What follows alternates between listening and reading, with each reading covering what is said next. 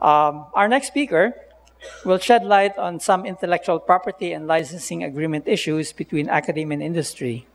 He's a professor with the Electrical and Electronics Engineering Institute and program leader of the DOST-UP Enterprise Center for Technopreneurship.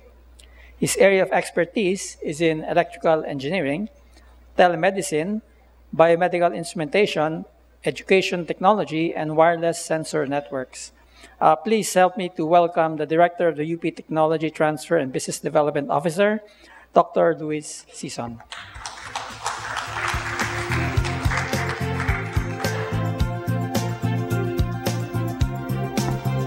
Okay, so I'm going to do this in reverse order. We'll start with the end, and then I'm going to share with you how we got there. No? Okay, so these are, for context, in the UP system, we have a very diverse set of technologies, not just the blue economy, but all sorts of economies on the ground and in the air and in the various communities. And so what have we been doing to make an impact in these economies and make an impact in these industries and communities? What are the mechanisms by which we are able to make impact?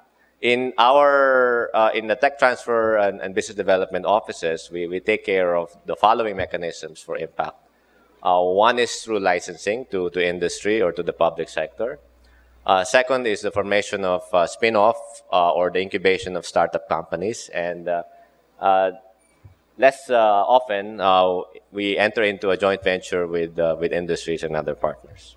So here's the stat page. Here's where we are today across the UP system.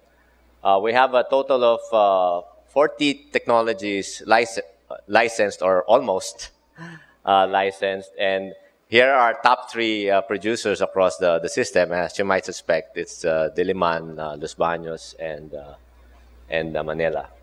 Okay, and most of them are, of course, under commercial license, with a few of them under a public sector license, in a way donating the technology and for use by other government agencies.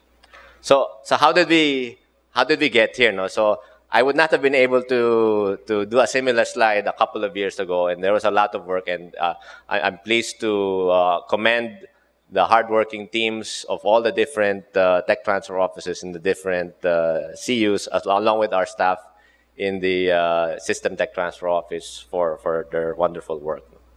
Okay, the first is the mindset. No, how do we? At what point do we start talking? Do we start having a dialogue with our research community, with our science and engineering community for technology transfer? No? I hope that's a... We track progress of R&D through what we call the technology readiness level. And previously, when you're asked, is the technology ready for commercialization, we would have a hard time answering that question. And we realized that's because it was the wrong question. A technology is neither unready or ready for commercialization. There is a spectrum. Okay, there is a progression. And so you go from TRL level 1 concept to TRL 9, which is full-blown commercialization. When you have characterized the technology in the lab, then you have reached TRL 4. And that is typically the stage at which we start talking to the scientists, because we have some evidence, some results already, much like the results you see outside. Okay, so we then take it through pilots, TRL 5 and 6, and then we take it through scale-up, TRL 7 and 8. And in those stages, TRL 5 to 9, we have to work with industry. So we identify industry contacts, and we start entering into collaborations with them to advance the technology. At the same time, we've also started tracking what we call investment readiness level. Now, technology readiness level talks about just the technical aspects. Do you have sound? Did you do the sound science? Did you do sound engineering, and so on? But at the same time, we also have to start looking at the economics of the technology, because just because a technology works doesn't mean it's economically viable. Doesn't mean there's a good cost benefit, and usually that is what is impeding adoption of technology in the market. It may be sound technically, but if the economics don't work out, then it's not gonna. Nobody's going to invest in it. Nobody's going to adopt it. So we have increasingly started to look at this aspect of the technology as well. So that's where we are in terms of the licensing deal. How do we get technologies to work with in the first place? A couple of years ago, we just had a handful of technologies disclosed to us by our very large scientific community. So we set about starting to solve that problem. I'd like to credit my previous boss, then VP Concepcion, for launching this program, the Invention Disclosure Incentive Award.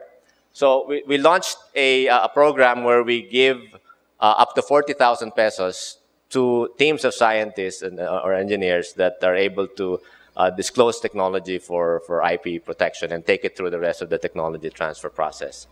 And we were just, at that point, we were just trying to equalize the playing field. No? Most institutions, including UP, already have an incentive for publication. So we wanted to incentivize publication in IP as well. So this was just leveling the playing field. Unfortunately, when we did this, and we thought, no, okay, we're going to give money and awards away. People were going to come, and we would be flooded with disclosures. Unfortunately, that didn't happen right away. And we had to go to the barriers, so to speak. And we had to go to the departments, the research institutions. And we started what we call the IP Disclosure Clinic program. Our very first one was in the Philippine Genome Center and the Molecular Biology Institute. And that one meeting alone, 1.5 hours, yielded already about a dozen disclosures. And that got us going. And to date, we have awarded several dozen technologies. This was our first batch of awardees from UP Diliman and UP Los Baños. Okay. And here's where we are now. I'd like to acknowledge the stats compiled by Ms. Aina from TTBDO. Our original target when we launched the program was 100 awardees. So I'm pleased to report we're almost halfway there. We've had 89 nominees already, 46 awarded, and we're going to keep going until we reach our goal of 100 and more. And this has also accelerated several things. It's accelerated the build-up of our patent portfolio, as well as the industry, the licensing, and tech transfer in general. So another initiative that is acting as a feeder to all of this is the innovation and technopreneurship classes. No? So CHED recently issued a memo requiring, I think, at least engineering schools to offer a technopreneurship course in the undergraduate program. We've already been offering that course for more than, for I think 6 years now, as a required course for all ERDT scholars. I have taught the class personally myself for 8 semesters, and now we're expanding this to the undergraduate programs as well. No? So think of this, it's not a lecture course, it's a lab course for technopreneurship. And it's essentially helping our students and scientists go through the process of market validation, understanding the concepts of advancing the TRL, as well as the investment readiness level of technologies. In Demo Day, that's where we also mine our for future cases as well as startups. I'd like to end with this slide. So this is kind of a dense slide.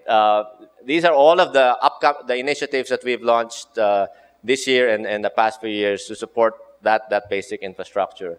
Early this year, with the support of DOST, we launched the Upscale Innovation Hub, hosted at the National Engineering Center, and that now hosts 2 programs, Ignite Industry Collaborations, for which we have several companies already signed up, as well as Enterprise, which is launching its 7th batch of startups today. So starting today, we are hosting an additional 4 spin-off companies based on technologies from UP.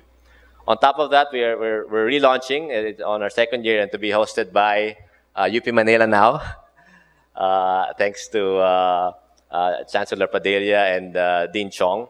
The Biomedical Device Innovation Consortium, which is now on our year 2. And in collaboration with CHED, we are training not just UP faculty, but faculty from all around, from NCR, from all around the country, in teaching innovation and technopreneurship in their undergraduate programs. At the same time, we are helping DOST and working with, I think by now, over 30 SUCs and institutions around the country to help them beef up their technology transfer offices as well as their technology business incubation programs. So I'll end with that, and I hope in the Q&A, let me know if you have any questions or feedback. Thank you very much. Thank you very much, Dr. Sison.